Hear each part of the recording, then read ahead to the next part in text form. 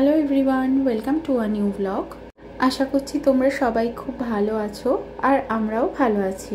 তো তোমরা তো জানো আমরা এসেছি উইনিপেগ বেড়াতে, আর আজ আমাদের উইনিপেগে দ্বিতীয় দিন। আমরা এরকম একটা বাস বুক করেছি। এই বাসটা আমাদের 2 ঘন্টা ঘোরাবে উইনিপেগের ডাউনটাউন এরিয়াতে। ইনি হচ্ছেন আমাদের বাস গাইড। আর বাসটা ছিল অনেকটা এরকম পুরোনো দিনের কাঠের বাসের মতো। তোমরা দেখলে ভালো করে বুঝতে পারবে যে পুরোটাই কিন্তু কাঠের। আর একটা ইম্পর্টেন্ট জিনিস যেটা তোমাদের আগের দুটো ভ্লগের মধ্যে কোথাওই বলা হয়নি, এই উইনিপেগ যে প্রভিন্সটায় অবস্থিত সেই প্রভিন্সটার নাম হচ্ছে Manitoba.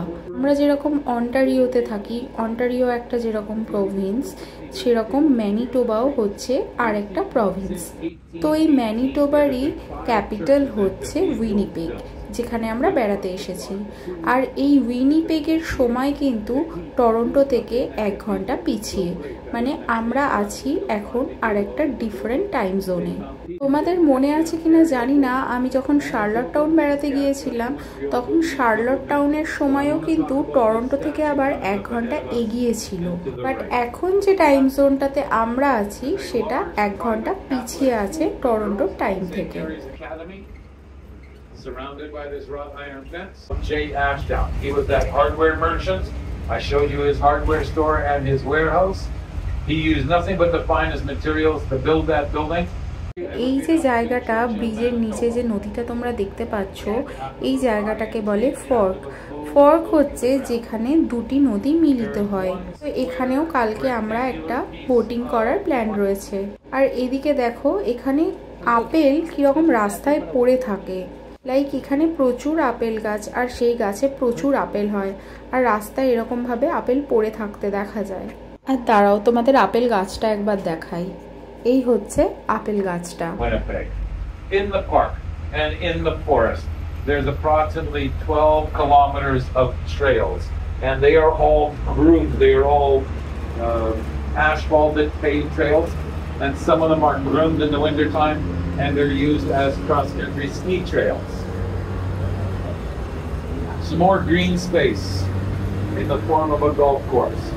Now, this is the Tuxedo Golf Course. আমাদের যিনি গাইড ছিলেন উনি প্রত্যেক কটা জায়গায় আমাদের ভালো করে বোঝাচ্ছিলেন যে কোন জায়গাটার সিগনিফিকেন্স কি। তো বাস ট্রিপটা বেশ ভালোই ছিল। আর এই হচ্ছে আমাদের বাসের সিটগুলো, যেগুলো পুরোটাই কাঠের ছিল। বাসটাও তোমাদের একবার ভালো করে দেখাই, দেখো। এই বাসগুলোকে এখানে বলে উইনিপেগ ট্রলি কোম্পানি। বাসের গায়ে দেখো সবকটা প্রভিন্সের ফ্ল্যাগ রয়েছে। এই বাসটা ছেড়েছিল এই হোটেলটার সামনে থেকে। এই হোটেলটার নাম হচ্ছে দ্য ফোর্ট ক্যারি। এটা উইনিপেগের সবথেকে বড় হোটেল। তো বাস ট্রিপ সেরে আমরা চলে এসেছিলাম একটা ইন্ডিয়ান রেস্টুরেন্টে লাঞ্চ করতে।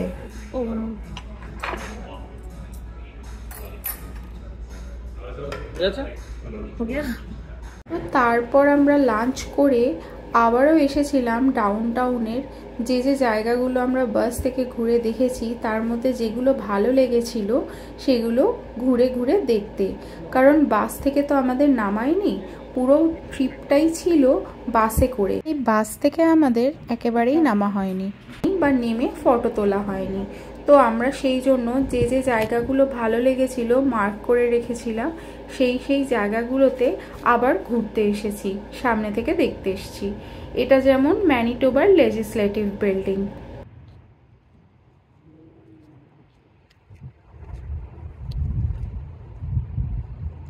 তো তারপর আমরা যেখানে বেড়াতে এসেছিলাম এটা হচ্ছে ম্যানিটোবার একটা বিখ্যাত মিউজিয়াম। এর নাম হচ্ছে মিউজিয়াম অফ হিউম্যান রাইটস। আর এর পাশেই আছে একটা আশ্চর্যের জিনিস, কি বলতো?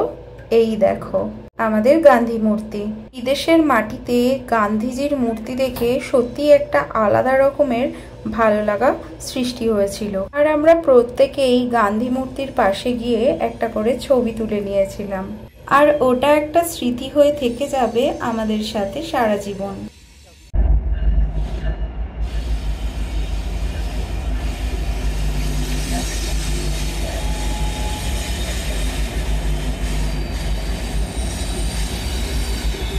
তারপরে আমরা চলে এসেছিলাম একটা সুভেনিয়ার শপে। যেখানেই আমি বেড়াতে যাই না কেন সেই জায়গা থেকে একটা করে ফ্রিজ ম্যাগনেট কালেক্ট করি। তো এখানকার এই সুভেনিয়ার শপটাতে এসেছি আমি নিজের জন্য একটা ফ্রিজ ম্যাগনেট নিতে। এই ফ্রিজ ম্যাগনেট নেওয়ার হ্যাবিটটা আমার হয়েছে এখানে আসার আগে যে দার্জিলিং গিয়েছিলাম না, ওখান থেকে। তার আগে কিন্তু আমি ফ্রিজ ম্যাগনেট কালেক্ট করতাম না। যদি করতাম তাহলে এতদিন হয়তো অনেক ম্যাগনেটই জমা করতে পারতাম। আর আমার হাজব্যান্ডও, ওরও ফ্রিজ ম্যাগনেটের অভ্যাসটা আগে ছিল না। তো আমি আসার পর থেকে যেখানে যেখানে ঘুরতে যাই আমি সেখান থেকে একটা করে ম্যাগনেট জোগাড় করে রাখি। এই যে যেখানটাতে এসছি এটা পুরো একটা প্লাজা টাইপের। এখানে সব রকমের জিনিসপত্র পাওয়া যায় আর সব দোকানেই কিছু না কিছু সুভেনিয়ার এখানকার পাওয়া যাচ্ছে, সেটা মেয়েদের জুয়েলারি থেকে হোক বা ফ্রিজ ম্যাগনেট, চাবির রিং, যাই হোক না কেন। তো তারপর আমরা এসেছিলাম ওই প্লাজাটারই একদম উপরের ফ্লোরে। এটা ছিল একটা ভিউ পয়েন্ট। এখান থেকে এই ক্রুজ ছাড়ার যে জায়গাটা সেই জায়গাটা দেখা যাচ্ছিল আর সানসেটেরও টাইম হয়ে এসছে। তো এরপরে আমরা ক্রুজের জন্য গিয়েছিলাম, কিন্তু আজকে যেহেতু 7টা বেজে গিয়েছিল সেই জন্য আমরা ক্রুজটা আর চড়তে পারিনি। তাই আমাদের আগামীকালই ক্রুজগুলো চড়তে হবে।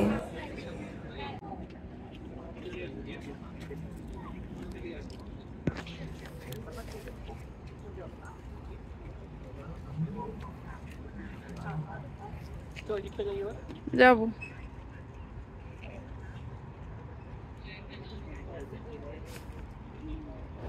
আর ওই যে দূরে দেখতে পাচ্ছ রেল লাইন, ওখান দিয়ে কিন্তু সমস্ত গুডস ট্রেন চলে, যেগুলোতে ভারী ভারী জিনিসপত্র, মালপত্র এক জায়গা থেকে অন্য জায়গায় করা হয়। আর এখানে একটি রেল স্টেশনও আছে যেখানে ভায়া রেল চলে। সেই স্টেশনটির নাম কিন্তু আবার ইউনিয়ন স্টেশন। আর সন্ধ্যের পর এখানে এরকম লাইটস জ্বলছিল, দেখতে কিন্তু বেশ সুন্দর লাগছিল। এগুলো মোস্টলি এক একটা প্যাটিও টাইপ, বাট আজ যেহেতু সানডে তাই খুব তাড়াতাড়ি এখানে সবকিছু বন্ধ হয়ে যাচ্ছিল। এটা আমি দেখেছি ক্যানাডার একটা কনসেপ্ট। টরন্টোতেও রবিবার করে প্রত্যেক রবিবার সন্ধ্যে 7টার মধ্যেই কিন্তু সবকিছু বন্ধ হয়ে যায়, বিভিন্ন দোকানপাট, মল ইত্যাদি। আমাদের বাড়ির পাশে যেরকম একটা মল আছে এজিনকোট মল বলে, ওই মলটা তো আবার খোলেই না সানডে করে। এখানকার মানুষদের কাছে সানডে হচ্ছে একটা রিল্যাক্সিং ডে। এদিন খুব কম জিনিসই এখানে ওপেন থাকে।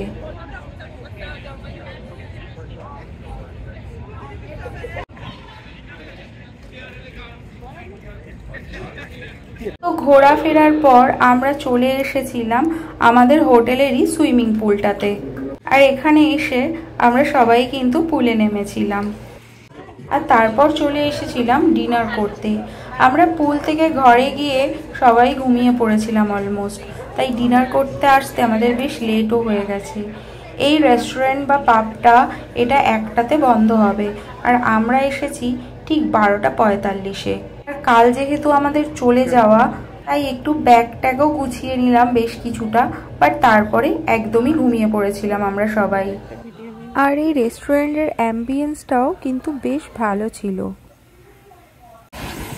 তো তারপর আমরা ডিনার করার পর দেখলাম রাস্তায় এরকম একটা গাড়ি আর নিচে এরকম ব্রাশ লাগানো, আর এই গাড়িটার দ্বারা রাস্তা পরিষ্কার হচ্ছে। এটাও বেশ একটা নতুনত্ব জিনিস দেখলাম, এরকমটা তো আগে দেখিনি, টরন্টোতেও দেখিনি। তো এরপর ডিনার করে আমরা হোটেলেই ফিরে আসছিলাম। তো মনে হলো যে আজকেই তো লাস্ট, আর একটু কিছুটা ঘুরে নিই। রাতের উইনিপেগটা কেমন হয়, ডাউনটাউন এরিয়াটা একটু ভালো করে দেখে নিই। তো আমরা সেই অনুযায়ী চলে এসেছিলাম এই যে হিউম্যান রাইটস মিউজিয়ামটার পিছন দিকে। আর এখানে দেখো প্রজেক্টরের মাধ্যমে কিরকম দেওয়ালে লেখাটা জ্বলছে আর নিভছে। এটা একবার ইংলিশে লেখা দেখাচ্ছে আর একবার ফ্রেঞ্চে।